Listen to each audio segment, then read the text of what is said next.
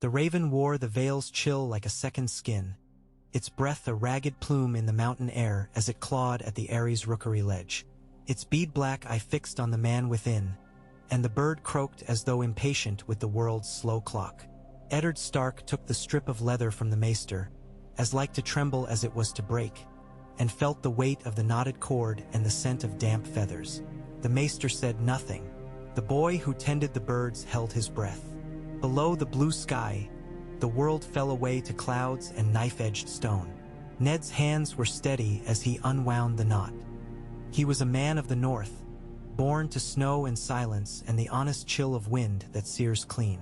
But as the vellum came clear and he glimpsed the hand, something moved beneath his ribs, a stirring old as the gods would, a rustle of leaves in a winter forest. The writing was a field of running wolves, familiar and hurried and willful. Lyanna. The name was a bell tolled only once the moment it was struck. The sound of it went through him, a strike that woke a dozen sleeping memories, of her hair tangled with twigs, of her laughter when she outraced their brothers, of the blue flower she had once tucked in his hair out of mischief and said, "Now you look a prince too, Ned." He read, and the words were not the talons he had feared. Not a cry for saving, not a plea, not chains. She told him of a journey taken by choice, of a prince who sang softly when he thought no one listened, of a promise she could not break without breaking herself. She wrote of a tower among mountains that were almost sky, and of 3 white-cloaked shadows whose oaths were bright as cold. She wrote his name, and the ink had spread where a tear had touched it, making his own letters wobble as though he had been the one who had cried. She swore to him that she was not in need of rescue. She confessed fear, yes, of father's wrath and Robert's quicker kind. The clean, sudden storm that had always been his, but the fear was only a part of her whole and could be borne. She asked her brother to trust her and to keep the peace as long as he could, for there was a child to be considered, a hope that would be lost in carnage. She sent him 3 petals pressed flat, small and blue, faint with a scent like the cold kiss of snow. Ned closed his eyes. When he opened them, the maester had gently turned away to busy himself with vials. The boy's mouth was a thin seam. Beyond them, the Ares' white walls shone like bone under the sun. Ned went looking for Robert. He found his friend where he often did, where the Ares' delicate balconies opened onto the mountain's terrible drop, in a sea of light and air where Robert felt the world could not cage him. The Lord of Storm's End had stripped to the waist and was swinging a practice axe at a post wrapped with straw and leather. The blows fell like thunder that wanted to be a laugh. His chest was the chest of a smith, his forearms roped with muscle, his hair a black tide pushed back with sweat. 7 save the poor tree, Ned said, because words should sometimes step lightly before they grew heavy. Robert turned, face lit with the easy joy that came to him in a fight and in wine and at the mention of pretty girls. The joy collapsed when he saw Ned's face. Robert wore his heart in the open, and it was a heart made for storming and feasting, less so for reading a friend's unsmiling eyes. "What's happened?" "A raven," Ned said, and held up the letter as one might hold up a blade that cuts in both directions. They went to John Arryn Solar. The Lord of the Vale stood from his writing table without alarm, though the quick shift of his gaze taking in the seal and Ned's pallor was as sharp as a hawk's stoop. John Arryn had the air of a man who had grown old without becoming less strong. There was a steadiness to him that made both boys taller when they were near him. Ned read the letter aloud. He did not shake, but he felt as if he had climbed all night through a snowstorm. When he finished, Robert was not roaring. He was very quiet. He took the letter from Ned as if it might be a living thing that would shy if handled roughly. "She says she went willingly," Robert said. He sounded unexpected. A man speaking in a library. "Lyanna, she does," Ned said. "She says she loves him." Robert's mouth worked on the word like it was a bone he did not know whether to bite or spit out. Ned nodded, small and grim. Robert's gaze slid down to the pressed petals, fingers closing over the pale blue. He could crush them, they were that frail now, he did not. He stood there without moving, a statue of a war god they might have set on a mountaintop in the first age of men, and Ned knew the statue thought. of a girl promised to him under the watchful eyes of father and foster father and gods, of a prince with a harp, of 1,000 jests made about bards and crown princes and what they could do with music and promise, of a boy who had grown into a man on tales of chivalry and conquest, now asked to accept that a song could steal a bride where blood and iron could not keep her. Jon Arryn drew in a breath, quiet, steady. There will be whispers. Some already think the prince took her by force. If this letter exists, perhaps others exist too. Has anyone else seen it? No, Ned said. Only the maester to bring it from the rookery. You must swear him to secrecy, Robert murmured, still looking at the blue petals like something sacred and terrible. And the boy, his voice thickened. Gods, Ned, he took her. He did not take her, Ned said, and set his hand on his friend's arm. The flesh there was warm and had always been quick to flex into a blow, a grip, an embrace. She went. Robert jerked his arm free and paced to the window, then away, then back again, as if he would stride right out into the air and walk across it until he found the tower in the mountains. He has a wife. He has children. And what does he think he is? A dragon with a head for every bed. He spat. Aegon took 2 sisters. But the faith swallowed that with a yard of salt and for fear of fire. There are no dragonfire threats left for us to gag down treason. And she was promised to me. Jon Arryn said, promises are bonds, but men break them. The question is what we do now. If Brandon hears half of this, he rides to King's Landing and demands Rhaegar's head, and the Mad King will take our fathers to the throne room and light a fire beneath all that we love. He does not need cause. This will give him an excuse. Ned's mouth was dry. I sent a copy by fast horse to Winterfell with orders to stop Brandon if he can. Another to my father. I told them. He had told them only that Lyanna lived. He had not trusted the Raven with more than that. He would not trust the Red Keep's eyes. I told them she lives and is not in immediate danger. Robert's laugh was a broken thing. Not in danger? He turned and drove his fist into the post, splitting the leather where the axe had cut it. She is in the hands of a king's madness and a prince's folly. She is with the Kingsguard, Ned said. Named Oswell Went, Arthur Dane, Gerald Hightower, 3 of the 7. The prince placed them. That is not folly. That is a measure of his seriousness, and his fear of his father, and of us. Jon Arryn folded his hands behind him, fingers lacing like a knit of rope. He has not taken her to court. He has hidden her away. That may be a kindness or a wedge he drives between House Stark and House Targaryen. If it is love, as she says, he will not give her up. If it is only lust, he would have flaunted her. Either way, if the Marshal of the Vale could speak plain to both parties, if both could be made to see what lies before us, then perhaps there is a path. Ned looked from the old man to his friend. He could hear the mountain wind. He could feel the press of the blue petals in this room like a third presence. We must not let Brandon ride, he said. We must not give Aerys a chance to make an example. We cannot save our sister if we burn the world around her to ash. Robert said nothing. He stared out at the sky, and his silence was the roar of surf against a cliff. Relentless, useless, beautiful in its fury. That night, Ned dreamed of the gods' wood at Winterfell.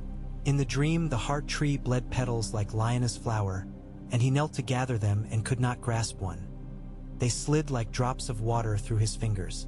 When he woke, the mountain air was too thin to hold his breath steadying. He went to the rookery again and ordered the maester to seal the letter in wax and never speak of it.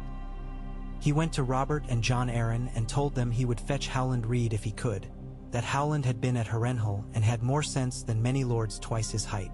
He would seek the prince, he said, if he could, and the taste in his mouth when he said it was like iron and snow.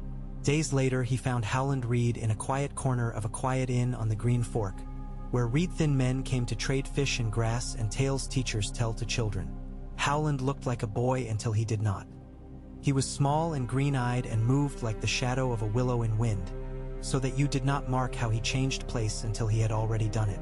So she told you, Howland said. when Ned had sat and kept his voice low and spoken. "I told her to send word to you, and to no one else. The rest of the world deserves less trust." "You knew," Ned said, and it was not an accusation, not truly.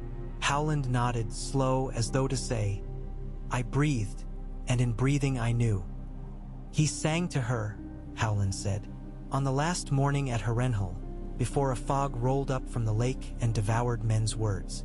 I woke early. I went to the water and saw him with the harp.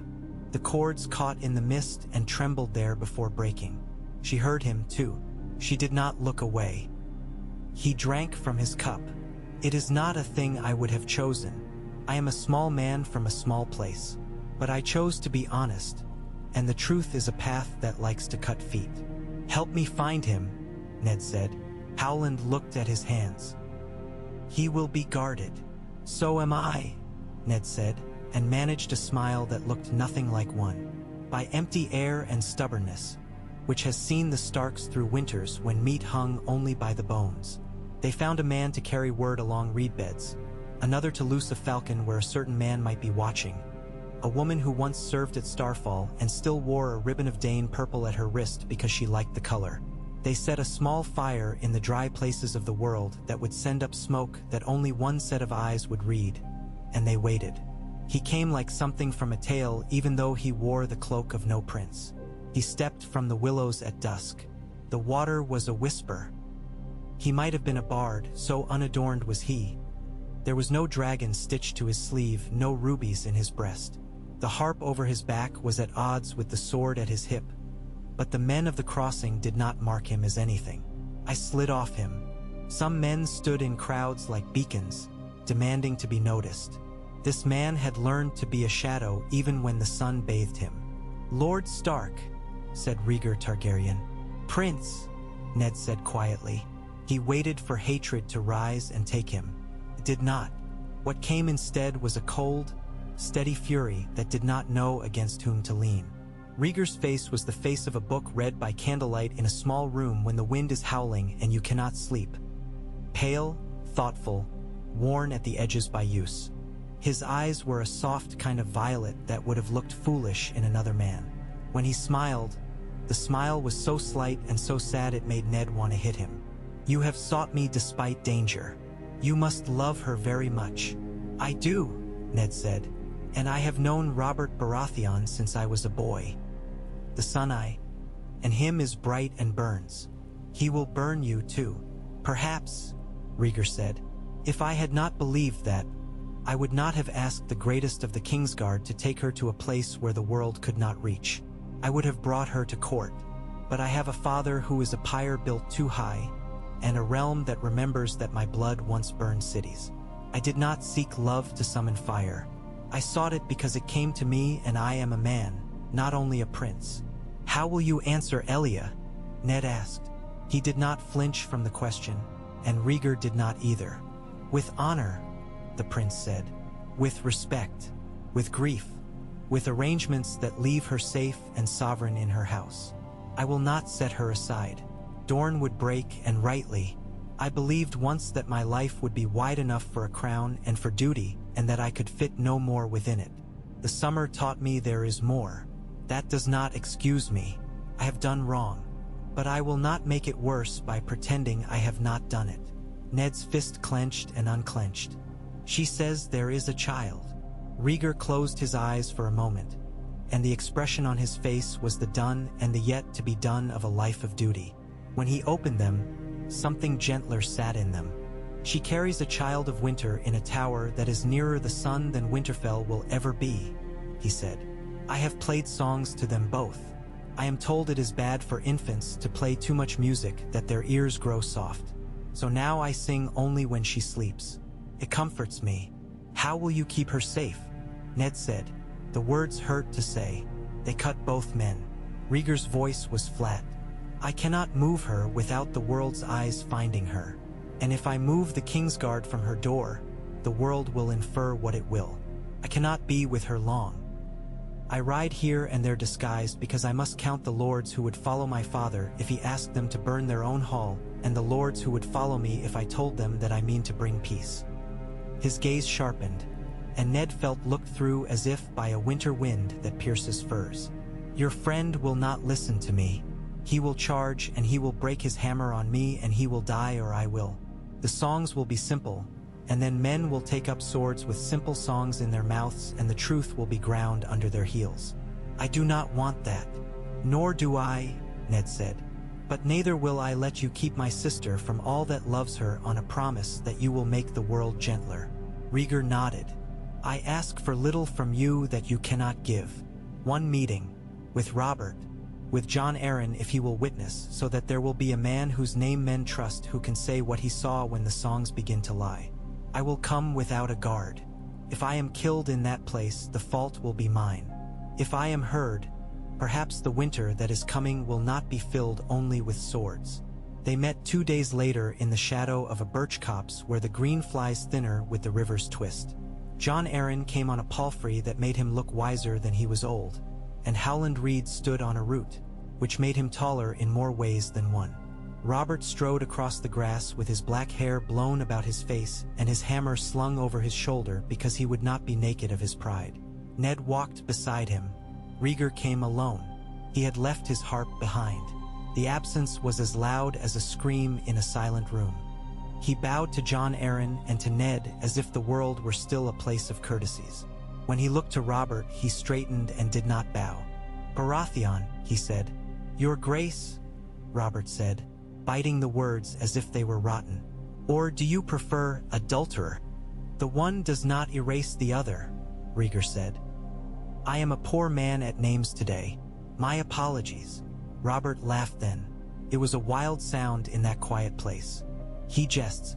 By the seven, he jests." He took a step forward and Ned felt the rope between them, that lifelong rope, go taut. Ned put a hand on Robert's arm. Robert stopped, not because he wanted to, but because he did not want to tear the rope. "What would you say?" Robert spat. "You stole my bride." "I did not," Rhaegar said. "She chose to come. I would change nothing about that except the hurt it gave to you." "Except that," Robert repeated. He was shaking. "Are you a boy or a man, Prince? We cannot divide ourselves into neat pieces.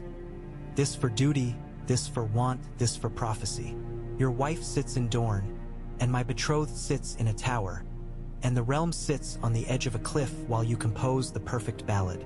Rhaegar took that blow without raising the guard of anger. "You are right." The admission knocked Robert's rage a pace back, like a wave hitting a rock it did not expect. "What?" "You are right," Rhaegar repeated. "I have been a man who believed that thought could control flesh, that if I saw the path, my steps would follow, and that if I named myself good, I would do good. I was wrong. You are the wronged party. You have a right to hate me, but if you kill me, my father will take the city and set it alight with wildfire. He has already ordered the caches laid. The pyromancers whisper to him. He wants to be the last king this realm remembers." He looked at Jon Arryn. "Ask your little birds. Ask Lord Varys. The city is a kiln waiting for the first spark in a windstorm." Jon Arryn's mouth settled into a line that Ned had learned meant he would not let himself frown. "Varys has told me things," he said slowly, "but he tells many men many things. Have your boy ask the pyromancers where their jars lie," Rhaegar said. "Ask them what countersigns they wait for and who gave them. While you do, I will go to my father and tell him that the realm will break if we do not ease it. I will stand before him and say that I will call a council of the great houses to judge what I have done and how it is to be paid for. I will answer Elia in the open, and Lyanna will give you all the anger you are owed in words and in judgments that cut me and not the realm." He breathed, slow and tight, as if speaking made his ribs ache. "I will give you, Robert, my oath that I will not touch you nor call a man to touch you if you lay down your hammer today and do not raise the Stormlands against the crown. If, after the council, the lords judge me too stained to wear a crown, I will put it aside for my son and serve him as regent under their eyes until he is of age. That is what I can do." Robert looked as if he had been hit with something heavier than his hammer's head. For a heartbeat he seemed to sap of his own strength, to become smaller, more boy than storm. "And Lyanna?" will be under my protection and that of 3 of the white swords until she births, and after with my protection and that of the realm's judgment," Rhaegar said. "If the lords demand she be returned to her father's hall, I will take her there myself and kneel to ask Lord Stark's pardon. I tell you this because it is true. I will keep her from harm or die of the trying." "She might die of a childbed," Robert said. His voice broke. "And you are not so good a musician that you can sing a woman immune to that."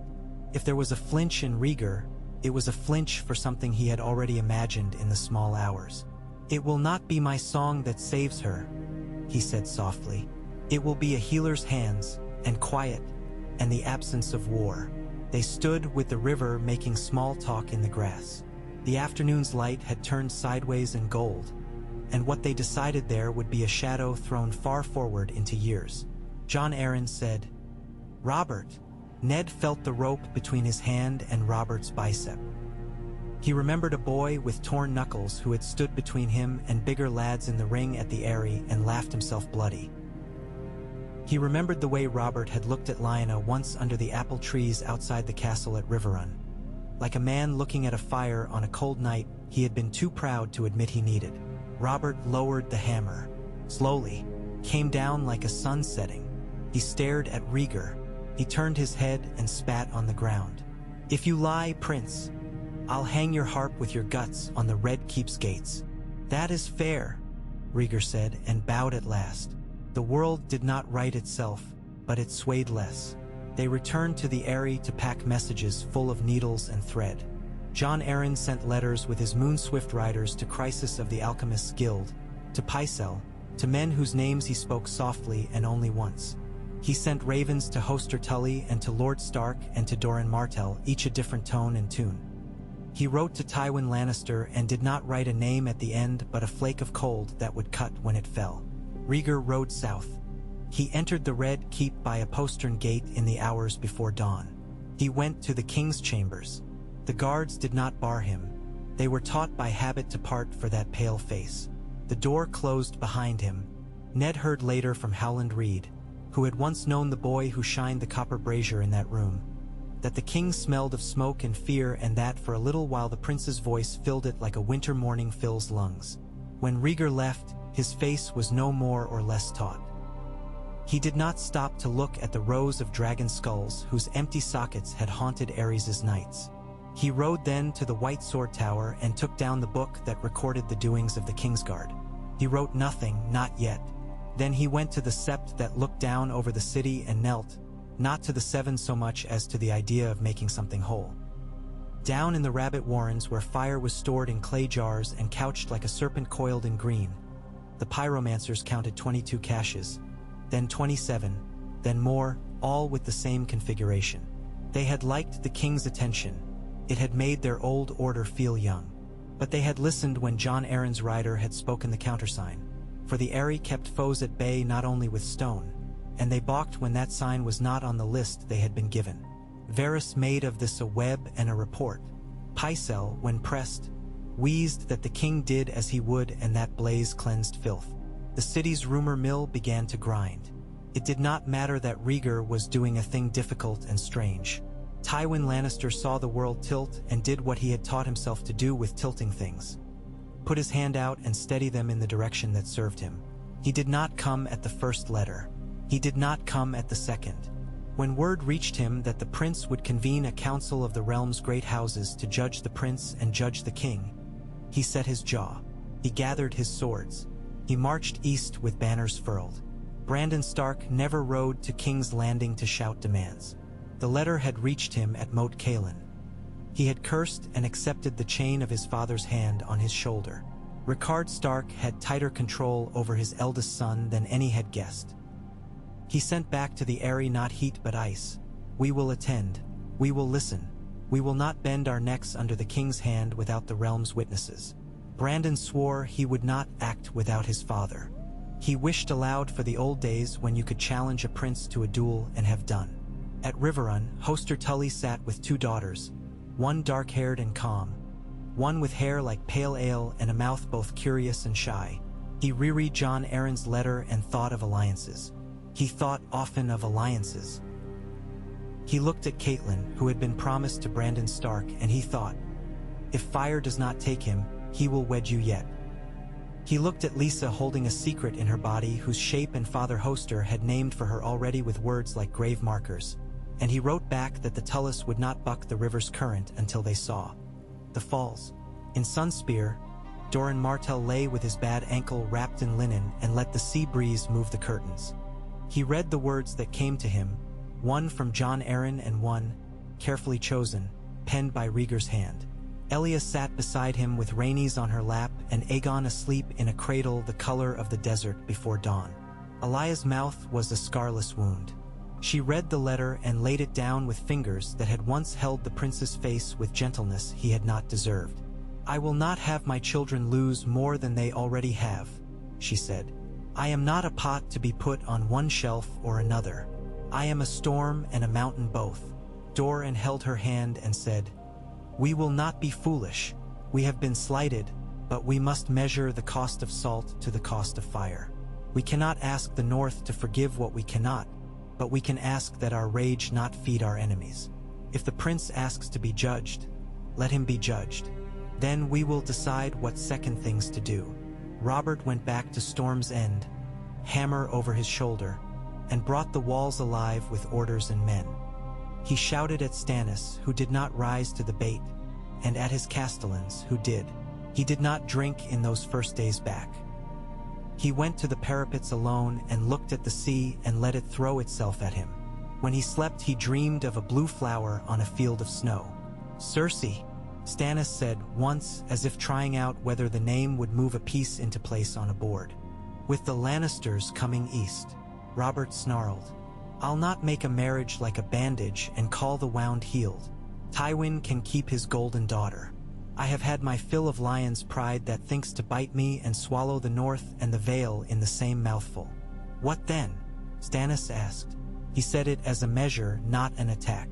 What then? Robert echoed and found no answer in the sea. We wait. We look to the Eyrie. The council convened in the great hall of the Red Keep under dragon heads that had watched more honest cruelties than this measured one. A long table had been set, not for food but with a map of Westeros cut into boards so it could be moved, so it could be lifted and balanced and broken. High on the dais sat the throne that Aegon had made out of the weapons of men he had burned or frightened into bending. On the steps below, a chair for Rhaegar unadorned, because he had chosen to come not as a king but as a man to be judged. He would not sit the Iron Throne while his father yet lived. Behind him, the Kingsguard stood like a wall of snow. Aerys did not attend. He had been coaxed and had hissed. He had shrieked once and called for his pyromancers and then had locked himself in his rooms, whispering to skulls. Varys had whispered to Jaime Lannister, and Jaime had listened and slept badly. Lord Stark stood at the North's place, cloak of grey wool falling straight. Brandon beside him, restless as a hound on a short leash. The Tully trout shone. Jon Arryn seated himself and was iron in flesh. Doran Martell's chair was empty. He had sent Oberyn in his stead. The Viper smiled like a knife when he smiled at all. Tywin Lannister was not there. He would be here in 2 days, his bannermen whispered, with a host on the road with him to prove his sincerity. Hoster Tully's eyes slid to Ned Stark, not Brandon, because Hoster was a man who watched currents as much as rocks. Rhaegar stood and did not begin with a speech. He said only, I have taken a woman while I was married to another. I did it knowing that it broke a law that has become the law of this realm and the wish of its faith, though my house once stood outside such laws. I believed wrongly that I could be 2 men, one who was a son and a prince and a husband, and one who was a man whose heart chose. We are not so easily divided. He paused. I will not speak of prophecy. I have been too fond of what might be. Judge me on what I have done. Make of me an example that does not break the realm. He laid out concrete things like boards, how Lyanna had come of her own will, how he had placed her with sworn men who had never broken oath so that no hand, his father's, or any other, could come to her with malice, how he had kept from court to avoid the blaze of rumor becoming fire, how he had failed Elia by not making her consent a condition he would honor, because the truth of it is that he had not asked her consent beyond the loose currency of talk. Elia's face was a delicate blade when he said it. Oberyn's smile went away, and something raw sat in its place. When Rhaegar was done, the hall hummed like a hive that had been struck. Robert said, "You want us to be gentle with you." Rhaegar said, "No, I want you to be gentle with them." He lifted a hand to the south where Lyanna was a mountain's breadth away from the world, to the east where Elia sat with her children under banners of sun and spear, to the city beyond the doors where men had wives and the wives had children and all of them would burn like oiled meat if Ares snapped. Jon Arryn spoke first. He recommended what men call the middle path and what history calls treachery by halves. The king's power to be constrained under a regency with Rhaegar as regent. The faith to convene a council to pronounce on the prince's second marriage, not as a second marriage because that they would not bear, but as a bed of sin to be abstained from until law might be made. Lyanna Stark to remain under royal protection until her child drew breath, and then to be brought north with honor if the north desired it or offered a separate establishment if that served better. Elia to be granted lands and autonomous rights in the crownlands that would make of her a princess in more than name. Dorne to be placated with law, not promises. Lord Ricard's face could have been a door cut from an icehouse. "My daughter is not a coin to pay for the safety of fires you and yours lit," he said. "If she wishes to stay where she is, teach. It will be marked. If she wishes to come home, she will be brought home without a finger laid upon her by men in white cloaks or men in any cloaks at all." Rhaegar inclined his head. "As you say." Lord Hoster spoke as a man used to bargaining for marriages and river crossings. That the realm could not endure if the king forbade the greatest houses to be heard. That Tywin's absence stank of something. That the Baratheons must be given a salve that was not merely pretty words on a dirty bandage. Robert's eyes glittered when Hoster said it, and he looked as if he might break and as if he might not. Oberyn said, "My sister is not clay to be remolded depending on who throws the pot. She is a princess of Dorne. She has bled for your blood. She has smiled when your songs asked her to and had her bones ache with the cost of it. If this realm is so eager to pluck a north flower and put it in the sun that grew another, then this realm will learn that Dorne has no use for gardeners who cut too freely." "What would you have?" Jon Arryn asked. "A prince who apologizes with more than poetry," Oberyn said. "Land, law, a guarantee that if Elia's son is not king, he will not be prey. And if you mean to make a new law about the beds of princes, make it with our hands on the quill as well." It was not justice. It was the closest they could come to something that did not stink of stupidity. They worked for hours with words. Vladis, the High Septon's envoy, sweated and sent a runner to the starry September and received back a letter written with such piety it might have wept at itself. In the end, they wrote a thing that smelled more of ink than blood and might thus be worth the blood it saved. The hall's doors opened just before dusk. The Lannister red and gold came in a flood of rank and polished metal and quiet boots. Tywin Lannister arrived at last, his face a mask he had chosen and then learned so thoroughly he no longer took it off. Keeping it on was how he breathed. He looked at the council and at the prince standing below the Iron Throne and at the way the guards were placed and at the fact that his son wore white and stood too straight. He looked at Varys, who smiled like a cat that had swallowed something troublesome and was digesting it. "My lords," Tywin said. His voice tasted of metal. "I come late for a reason. I came as a friend to the realm." The city, which had been held between fingers of fear and hope, sucked in a breath. But Tywin's men did not flood the streets. They did not set torches to doorways and rush into small courtyards to slit throats or to save them. They camped outside the walls. They arranged themselves in careful ranks. The gates did not open to them. Rhaegar did not look at Tywin. He looked at the map boards and at the letters, at a separate parchment with neat lines in Doran Martell's own hand promising that Elia would accept a settlement if and only if certain conditions were met and that Dorne would not be a tinderbox for dragonfire. He looked at Jon Arryn, who looked at Robert. He took Jaime's sword and gave it back hilt first. "We will judge you for this," he said, and the words were not unkind. "In the daylight with witnesses. But if you had not done it, I would have done it tomorrow, and the city would have burned before I arrived." Tywin's men did not enter the city. Tywin's men watched it. Tywin watched his son. The accounts of what passed between father and son in that hour are all of them wrong and all of them true. Tywin withdrew because a siege would not favor him. Or he withdrew because he had seen that his son might hang for kingslaying, and he could do more good for House Lannister from the west than before a court. Or he withdrew because Varys's little birds whispered in his ear and convinced him that patience, like poison, acts slowly but acts all the same. He withdrew. When the bells rang, it was not for a coronation. It was for a judgment. Rhaegar stood again before the realm. Elia stood in a balcony, her face carved of something that looked fragile and was not. Lyanna did not stand anywhere in public. She lay far away with 3 white swords outside her door and Howland Reed sitting beside her and telling her stories of the neck to make her laugh at pain. The High Septon pronounced a thing careful enough to slip through the faith's pride. That princes are not above law, that marriage is 1 bed, not 2, that sin must be repented, that public penance is a good that satisfies men if perhaps not gods, that Lyanna Stark's honor was not stained by being loved, that Rhaegar Targaryen's honor was stained by loving while he was vowed elsewhere, that his stain could be washed partly in judgments borne by him and not by those he had placed in harm's path. They made a regency, not for madness, for Ares was dead, but for the interval during which a realm stitches its own skin after a cut. Rhaegar was named regent for his son, but only if he accepted the council's terms.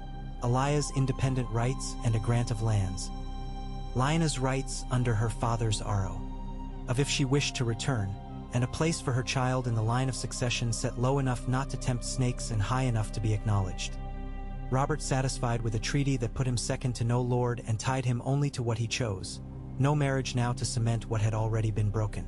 The faith would convene a new synod to write on the matter of princes' polygamy with a quill that bent toward prohibition. Rhaegar took all this. He did not smile. He found every edge of it as thoroughly as a man finds the edge of a blade he is about to place in his own sheath. He said yes. He rode out of the city without fanfare, changed into a plainer cloak than the day demanded, and went south and then east and then up into the mountains. The Tower of Joy was an arm of white thrust from a shoulder of stone, and it caught the light in a way that made it gleam like a tooth when the sun moved. The 3 swords at the door, Hightower, Dane, went, saluted without speaking. Rhaegar went in. Lyanna was awake. Her hair was a dark tangle on the pillow, and her mouth was predictably set in a line of her own to be named later. She smiled at him, and the smile was not a thing that made new songs but a thing that reminded him of old ones, quieter ones, the ones in which people fetched water and mended cloaks and made a life out of the bits left between battles. "You look tired," she said. "Regents do. Queens do as well," he said softly. "Or those who pretend not to be queen. Forgive me. Forgiveness is a word for men who want to feel better fast," she said, and reached for his hand. "How is the city?" "Alive," he said, and the word tasted like bread. "I killed nothing today." "You would have," she said, unsparing and affectionate. "Ned? Robert? They live," Rhaegar said. "Robert will not make a peace in his heart for years, but he has made one with his hands." They sat together with the window full of afternoon. Howland Reed came and brought broth and a story about a knight made of reeds who had tricked a giant into falling asleep in the shallows. Arthur Dane came and stood at the door and looked at Rhaegar with a gravity that had the taste of a father's disapproval and a friend's enduring love. "The realm stands," Dane said, which was both relief and a reproof. "The realm staggers," Rhaegar corrected, "but it staggers toward its bed, not the river's edge." Lyanna's labor came that night with a speed that was itself a mercy. She gripped Rhaegar's fingers until they hurt. She screamed once and then set her jaw. She had always set her jaw. When the child came, the midwife laughed aloud at the wet weight of him, as if the river that ran beneath the tower had given them a stone. He was dark-haired and fierce in that way of newborns whose rage takes no aim at all and thus seems boundless. He wailed. Lyanna wept and did not hide it and then did hide it because she was Lyanna and she would not be girlish when she could ride. "What will you name him?" she asked Rhaegar, wrung out and triumphant, hair sticking to her neck. Rhaegar looked not at the child but at Lyanna when he answered. "Jaehaerys." he said. And the name was heavy and thoughtful, and a stone dropped into a deep well to hear what echo came back. If you will have it, I will have it, she said, and kissed the boy's damp, angry brow. He looks like a Stark. He will break your heart and mine both. Ned came 2 days later because Ned came when called and also when not. He had ridden hard and slept little. He looked like the winter ground looks when hooves have hammered it. When he saw Lyanna, he stopped, and for a moment all the rope and iron in him snapped like threads. He knelt beside the bed and put his forehead to her hand and mumbled some foolish thing about snow. He held him as a man holds the first fire in winter brought into a cold house. Give mine a place in your house and give hers a place in mine. If you lay a tab, Lou, seat us all at it.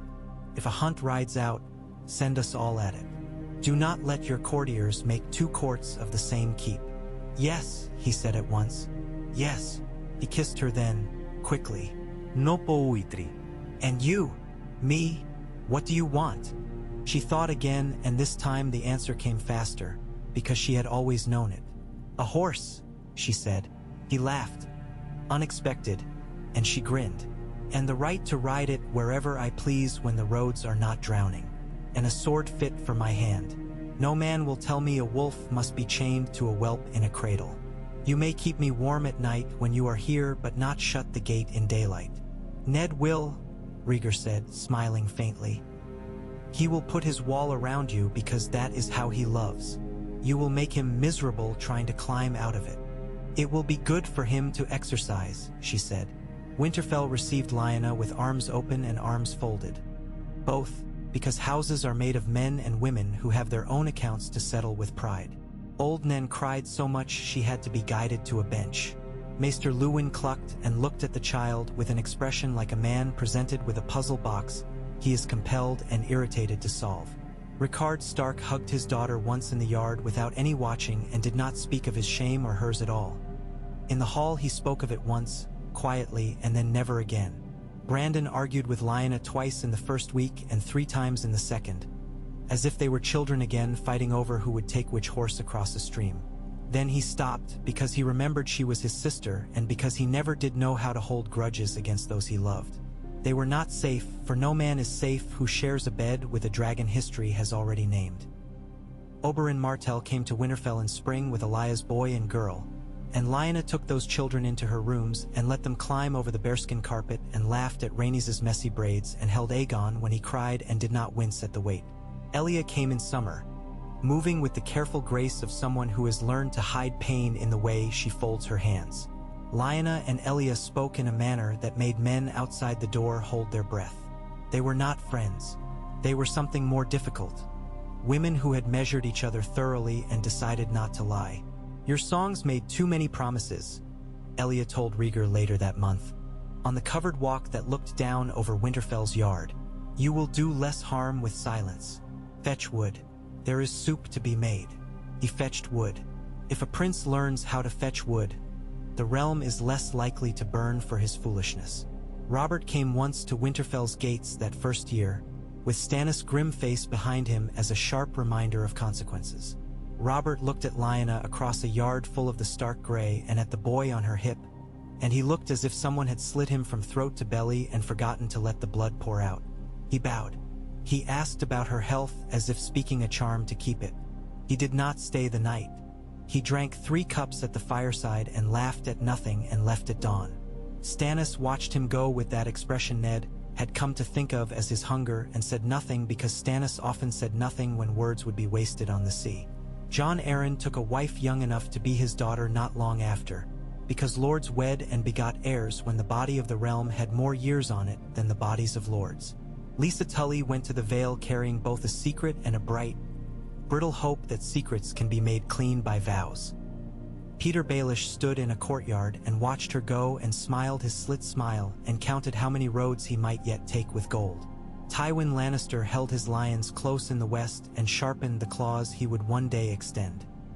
He never forgave Jaime for ruining the clean lines of the plan he had once imagined, in which the Lannisters came to the capital as saviors and left as rulers with no stain of fire on golden silk. Cersei wed a lord with a good name and a smaller ambition than her own because her father told her to, and she did not light candles for any god after that. That would not be called vengeance. She made of each child a weapon clothed in prettiness. She taught them that kindling burns longer when stacked tightly. From the gold heart of her bitterness, the realm would yet one day bleed. In the north, the snows came early 2 years later. Rhaegar sent help. Grain from the crownlands, careful accounting, apologies where the carts were late. Bards sang in the winter town of a prince who had never once missed a detail in a ledger. Lyanna laughed at the songs and then wept a little alone because she knew she had asked this of him and he had become the thing he told her he would never be. A man who counted bags rather than stars. Then she went to him when he came again in spring and told him that a ledger can be a love letter too, and he believed her and did not. It was not a fairy tale. The Faith's synod condemned polygamy in princes and men. The language was florid and outraged. Rhaegar wrote, with the council, a law that bent around the condemnation and asked the High Septon to help him measure penance rather than write nursery rhymes about sin. Some small septons raged in small towns. Some threw stones. In Dorne, riots flared and were put out by men whose spears had tasted many things. In the Reach, Mace Tyrell declared himself satisfied because the law had been put in words long enough to take up several pages, and he had always liked long words. Arthur Dayne visited Winterfell alone once and sat with Ned in the God's Wood under the great white face of the Heart Tree. Dawn lay beside him, rapt. They spoke of oaths and of names and of a woman Arthur had danced. Dee with once at Starfall, who had later stood at the edge of a cliff and thought long thoughts. Ned said, "Is she?" And Arthur interrupted gently, "She is not a story. She is a woman far away, and she deserves to be left alone to make her own peace." Ned sat with that and understood. They built, slowly. They did not build a new world, for worlds are not built new so easily. They repaired the old in places where nails and beams had failed.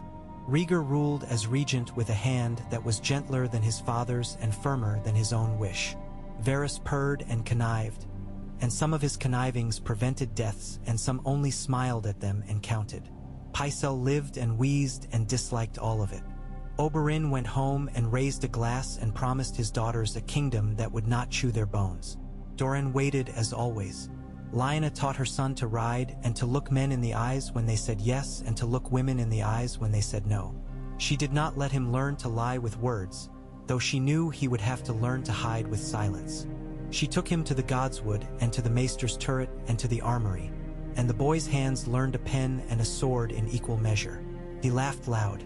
He held anger close to his chest like a coal he could take out when it grew cold. When he was 4, he looked out at snow that had not yet fallen and said, "Mother, winter is a word made of many things." Lyanna picked him up and kissed his ear and said, "Yes." He loved Robert when Robert came again, because Robert lifted him one-handed onto a horse and made a great show of struggling where he did not. He loved the sound of Rhaegar's harp when Rhaegar set aside state and took up music again in rooms where mouths could not see. He loved his Uncle Ned without noise. He loved Brandon a little and admired him a lot and copied the way he flipped a knife without cutting himself and learned how not to do it in front of Lyanna. He loved Elia's soft voice when she told him tales of sons with names and of girls who did not wait in towers but went out hunting and returned with lion pelts and their hair intact. The peace held 3 years. It held because men got on with the business of sowing and reaping and marrying and bearing. It held because the 7 do not care to lift every stone under which snakes sleep, and sometimes the snakes are content with mice. It held until the year the snows came not early but hard, and the Night's Watch sent a raven to Winterfell with words that made the hair on Ned Stark's arms rise like wheat in wind. They wrote of lights in the sky and of things moving beyond the wall that were not men. They wrote of cold that chewed bone, not merely skin. They wrote, and their old black words had the taste of something older biting through them. Ned took the letter to the Godswood and read it there. Lyanna came and put her shoulder to his. Rhaegar came from King's Landing when the roads were poor and the snow deep because he had learned at last the difference between prophecy and preparation. He listened to old stories told by men whose tongues were cracked with cold and by a crannogman who had known that stories could be maps. He sent men north who carried gold and axes and orders, not songs. Robert came with them, hammer on his shoulder again, older, heavier, with something in his eyes that was not grief anymore but the memory of it, a scar sealed. He laughed at the wildlings' insults and made a game of teaching boys from the south to make fires that would not smoke. And he stood on the wall's top at dawn and looked east and said, "Well then, sometimes it takes the vision of an enemy men can see to make them forget to fight the enemies they imagine in each other." The realm leaned toward the north because there was a wind there that would knock men sideways if they did not brace together. The night's watch grew with second sons who did not like their prospects, and with third sons whose fathers were canny, and with some first sons who feared and were brave. Rhaegar began to look thinner and more alive than he ever had. He sent for old texts and for steel with no name still and for smiths with thick arms. He wrote fewer letters and walked more rooms. On a night when the aurora smeared the sky like a wound and healed it with green, Rhaegar and Ned stood on the wall together and spoke of the boy asleep in Winterfell between Lyanna and a carved wooden wolf, and of Elaya's daughter learning the spear from Aerian's future teacher in a courtyard that smelled of dust and orange blossoms. They spoke of Robert's coarse joke that had made even cold, tight Stannis almost smile. They spoke of the face of the heart tree in Winterfell's Godswood and of the statue of the warrior in the Great September, and of how both were only faces men had carved so they could speak to their fear. "It is a song in the end," Rhaegar said softly, and Ned could not help the small noise he made. Rhaegar smiled, the sad smile that had made Ned want to hit him years ago, and now only made him want to clap his shoulder. "No, Stark," he said. "Not that kind. A song like a call and response. One voice, then another. Men answering each other in something other than sword strikes for once. Who teaches the realm to sing together? The old gods? The new? Or only the need to live?" Ned looked out. The wind took his words and broke them before he could hear them again. "My sister taught me that a secret, when told at the right time, saves more than it breaks." "She taught all of us," Rhaegar said, sober, "and I have learned other lessons too late." He fell silent a while, thinking, perhaps, of all the might-have-beens that men make holes with in their lives and climb through to another day. Summer would come again. It always did. It would come over the bones of something, and that something might be an army's dead or only a few winter's goats. Ned could not know the tally. He put his gloved hands on the wall's call. Stone and thought of a girl who had pushed a blue flower into his hair, and a man with a harp who had laid aside his music and learned numbers, and a friend who had set down his hammer because his friend had asked him to. He thought of Jon Arryn's patient face, of Doran Martell's careful sigh, of Oberyn's knives and Elaya's spoon. He thought of Jaime Lannister's shame and Tywin's silence and Varys's whispers and Pycelle's phlegm. He thought of all the small, unheroic acts that save realms. A snowflake landed on his glove and did not melt, delicate as a word that has been turned over in the mouth and smoothed finally to fit. Across the world, in a tower not of joy but of kept accounts, a man dipped his quill and drew a line through a name on a list of jars of wildfire to be destroyed. In the Kingswood, a boar the size of a small horse snorted and turned away from a path because a hunter had strewn salt there. In Dorne, a girl with a spear knocked a boy flat and did not laugh as long as she wanted. In the Vale, Jon Arryn held his wife's hand and thought of birds' bones. How light they are, how strong. Lyanna woke in Winterfell and felt the absence of a dream like a door closed behind her. She looked at her son and saw the prince in him and the wolf. She saw something else she had never had words for until now. The steadiness that comes when a truth has been told and then born. She got up and went to the window and breathed the air that smelled of snow and smoke and the stables. The world would not grow fair because she had chosen love and then forced it to learn the shape of honor. But it would grow straight in places where it had been crooked. In King's Landing, Rhaegar called his council. He asked for fewer words and more wells, for fewer statues and more granaries, for fewer songs that named him the hope of the world and more lists of men who needed boots. In the Stormlands, Robert went out to hunt and came back with blood on his breeches and laughed until his laugh shook his body, and then sat quiet by the fire and let the flames paint his face orange. He thought of the blue petals he had once held, and then, astonishingly, he slept. The realm did not cease to be wicked. The Lannisters still sharpened their knives where men's backs turn. The Greyjoys still dreamed of tridents and foam. The blackwoods and brackens taught their children the same old grudges. And in Old Town men wrote long treatises on dragon kings, whom they had never met and would only ever half understand. But in the north men went out with axes to carve ice, and in the south women turned their faces to the sun and measured water with their hands. And in the icy places beyond the wall the first true battle between men and the cold came and went and came again. And in that first one there was a prince from the south with a sword that smoked with cold, and a lord from the north whose words were few and did not blow away in the wind. And there was a great black-haired man with a hammer who knelt once in the snow to help a boy to his feet, grumbling as if it shamed him to be kind. What if, the singers would later ask, the wolf had not told the stag what the she-wolf had told him? What if the secret had been kept? There are 1,000 such doors in every story. The door they chose opened on halls that smelled of wet wool and song and fear and bread. Men walked through and tracked snow and mud and blood, and some of them lived and some of them did not. Lyanna stood under the bare limbs of the heart tree and heard the wind say nothing and thus everything. And for once the names inside her, sister, mother, lover, wolf, did not fight as much as they had. She set her jaw like she always had, and then she smiled like a girl who had put a flower in her brother's hair and thought herself clever. Ned stood beside her. They said nothing. Somewhere in the south, a harp's strings hummed once beneath a man's fingers and then stilled. Somewhere in the west, a lion dreamed of a crown it would never shape to fit. Somewhere in the east, farther than men's maps liked to go, a thing that had waited a very long time woke and then, annoyed by the feel of sunlight, closed its eyes again. Winter is a word made of many things. So is truth. When a man lifts one and hands it to his friend, it is heavier than iron. It breaks less than a sword. It mends more. On the morning they took J. Harry's down to the training yard for the first time without his mother to watch, Ned marked the boy's footing and thought of the letter in the Eyrie and of his friend's face when he had let the hammer down onto his shoulders. He thought, not for the first time and not the last.